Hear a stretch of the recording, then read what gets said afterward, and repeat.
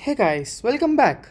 So today's question is group anagrams. So what exactly is an anagram? So anagram of a word is a word which is formed by rearranging the characters in a word. So let me take an example. So let's say bat, B-A-T is a word. So B-A-T, and then you rearrange the words so it becomes a tab.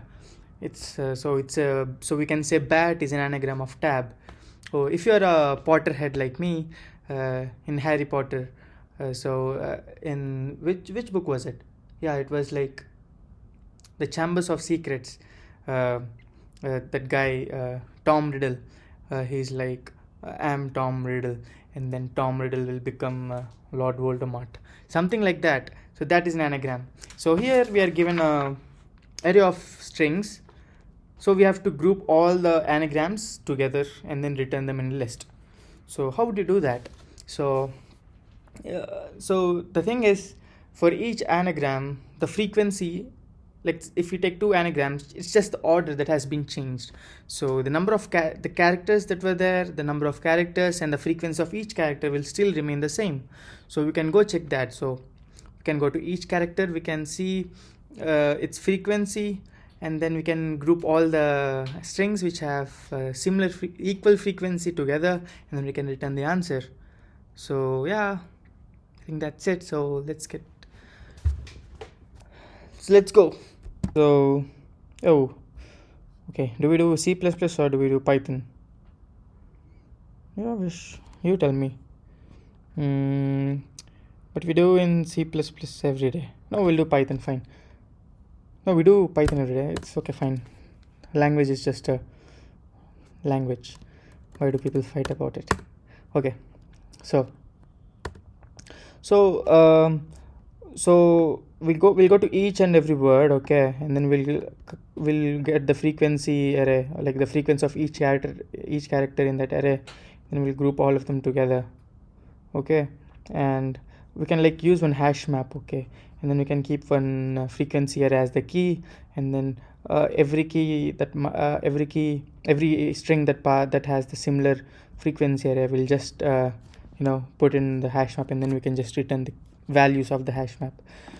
And to keep something in a hash map, it has to be hashable. That means you can't change it, because see, hashing in a hash table, the keys have to be unique. So let's say you put one key as A and then one key as B, and then later you change the key from A to B, then there's a conflict. So that is not allowed in a hash map. So the keys has to be hashable, and one of the criteria of something being hashable is being like, you should not be able to change it. There's a word for it, yeah, immutable. So we'll use an immutable structure such as a tuple. So to return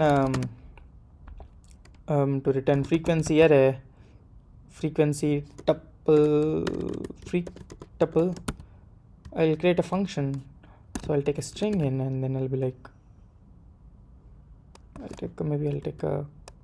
go to each element, and for I in range 1 comma, okay, I'll take a list,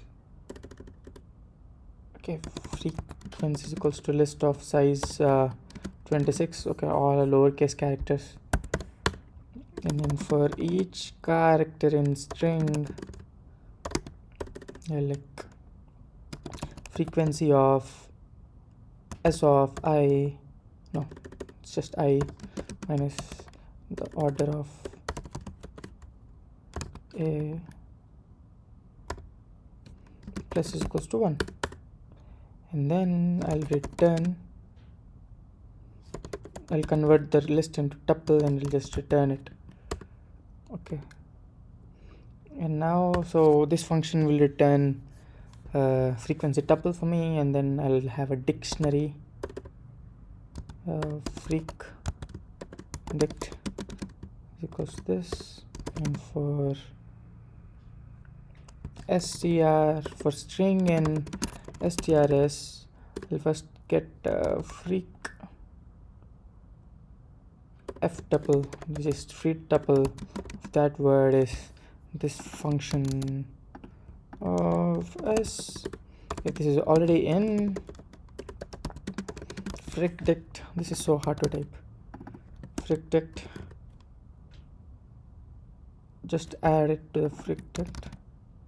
Or if it's not in frict, I'll create a new entry of tuple is equals to an empty array else, and then I'll add